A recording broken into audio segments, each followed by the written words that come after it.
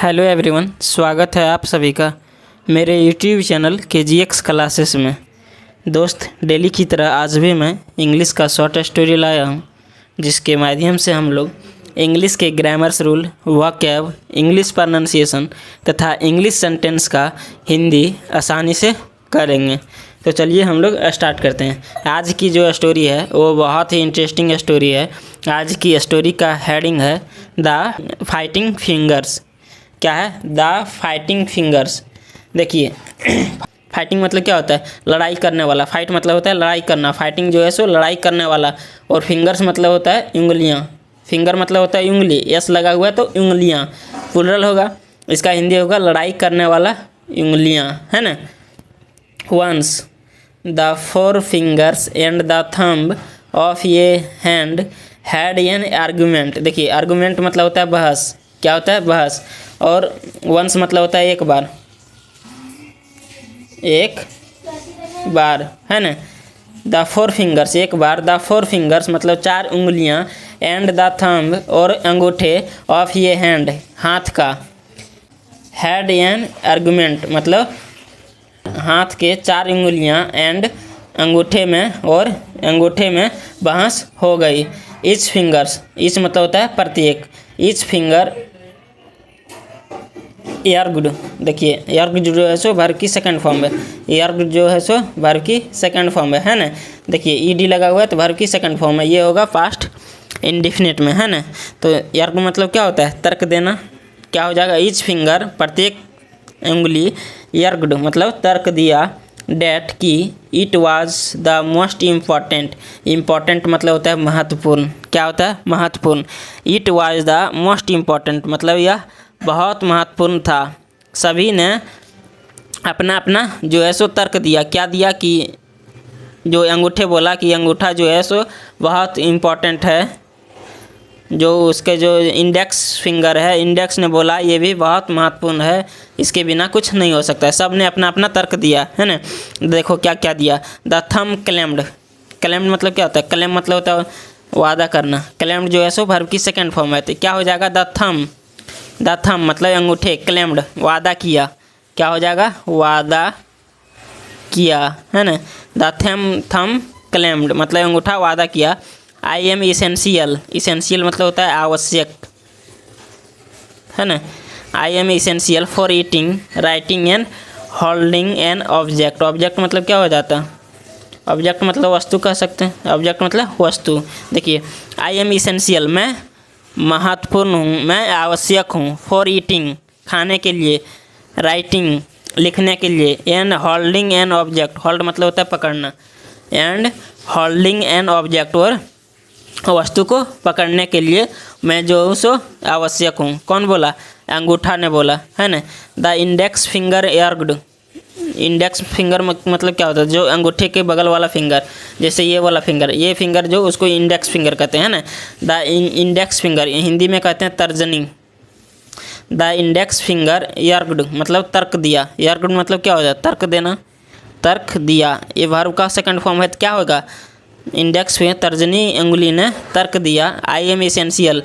Essential मतलब आवश्यक। I am essential मैं आवश्यक हूँ।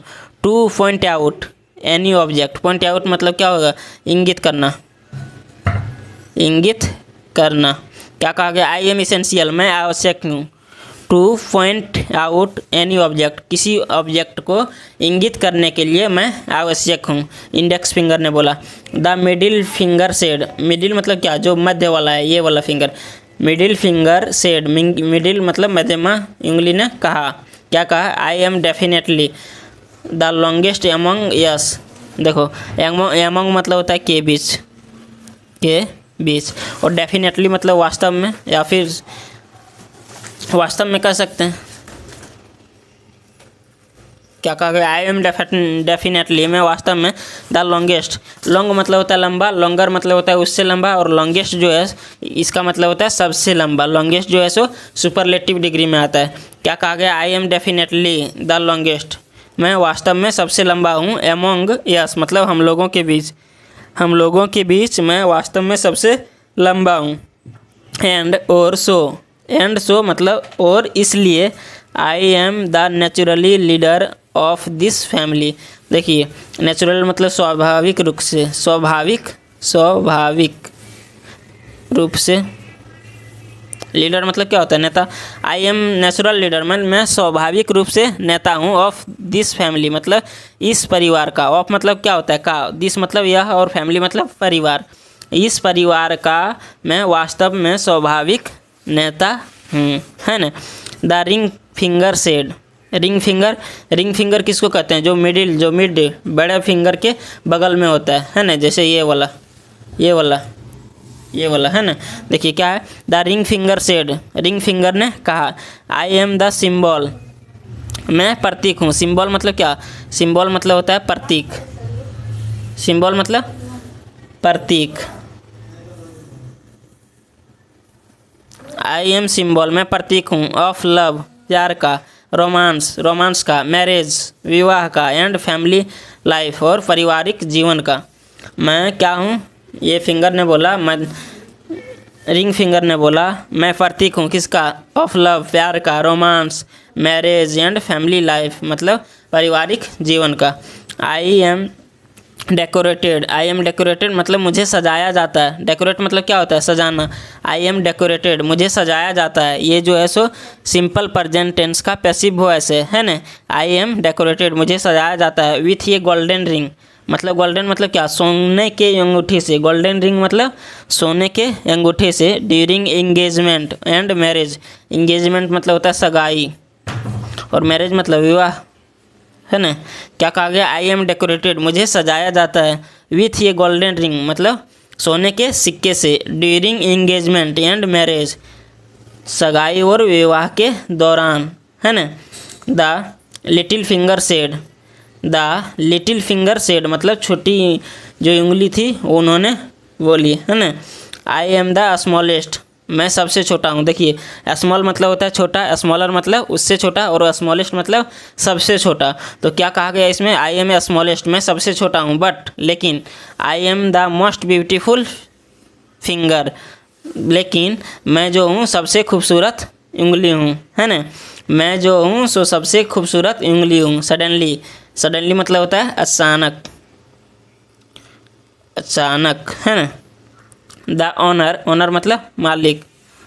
The owner of the hand called out मतलब होता है पुकारना। कॉल्ड आउट जो है सो ये वर्ब की सेकंड फॉर्म है, तो हो जाएगा पुकारा। क्या हो जाएगा? पुकारा। सडनली अचानक। The owner of the hand मतलब हाथ का मालिक, है ना। कॉल्ड आउट मतलब पुकारा। ईच ऑफ यू मतलब आप में से प्रत्येक। ईच मतलब क्या होता है? प्रत्येक। ऑफ यू मतलब आप में से प्रत्येक। इज इसेंशियल आवश्यक हैं। टू मी मेरे लिए। क्या कहा गया? ईच ऑफ यू मतलब आप में से सभी। इज इसेंशियल मतलब जो है सो क्या है? आवश्यक हैं। टू मी मेरे लिए। Each of you is helpless. Each of you मतलब आप में से प्रत्येक। इज हेल्पलेस मतलब असहाय हैं। एंड यूजलेस और बेकार। Without the assistant of the others. क्या कहा गया इसमें? देखिए असिस्टेंट मतलब होता है सहायक, है ना। हेल्पलेस मतलब असहाय, है ना। यूजलेस मतलब बेकार। विदाउट मतलब के बिना। देखिए ईच ऑफ यू मतलब आप में से सभी। इज हेल्पलेस मतलब असहाय हैं। एंड यूजलेस और बेकार। असहाय और बेकार हैं। विदाउट के बिना। द असिस्टेंट सहायक के बिना। ऑफ अदर्स दूसरे के सहायक के बिना। आप सभी जो हैं सो क्या हैं? असहाय और बेकार हैं, है ना। नो वन कोई नहीं। इज वीक कमज़ोर। एंड और यानी इम्पॉर्टेंट मतलब इम्पॉर्टेंट मतलब होता है महत्वपूर्ण, और यानी इम्पॉर्टेंट मतलब क्या हो जाएगा? यानी इम्पॉर्टेंट मतलब हो जाएगा महत्वहीन, है ना। क्या? नो वन मतलब कोई नहीं। इज वीक मतलब होता है कमज़ोर। क्या होता है? कमज़ोर। क्या कहा गया? नो वन मतलब कोई नहीं। इज वीक कमज़ोर नहीं है ना। और यानी इम्पॉर्टेंट और महत्वहीन नहीं है ना।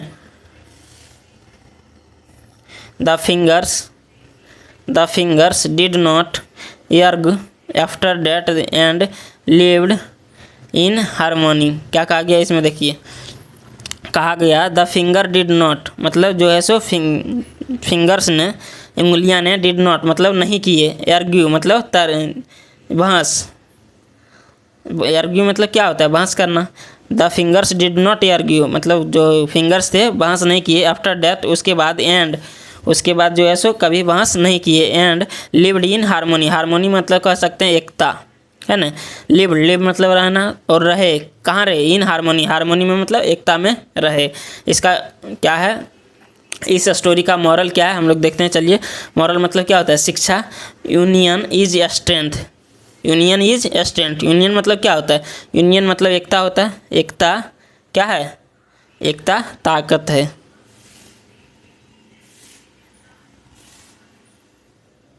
क्या है, यूनियन इज स्ट्रेंथ, यूनियन मतलब क्या होता है, यूनियन मतलब होगा एकता, क्या हो जाएगा, एकता ताकत है। तो दोस्तों मैं उम्मीद करता हूँ ये जो स्टोरी थी आप सभी को बहुत अच्छी लगी होगी। यदि ये स्टोरी अच्छी लगी होगी तो प्लीज़ वीडियो को लाइक कीजिए, वीडियो को दोस्तों के साथ शेयर कीजिए और मेरे चैनल को सब्सक्राइब कीजिए। तो हम लोग फिर मिलेंगे नेक्स्ट वीडियो में, तब तक के लिए जय हिंद, अपना ख्याल रखें।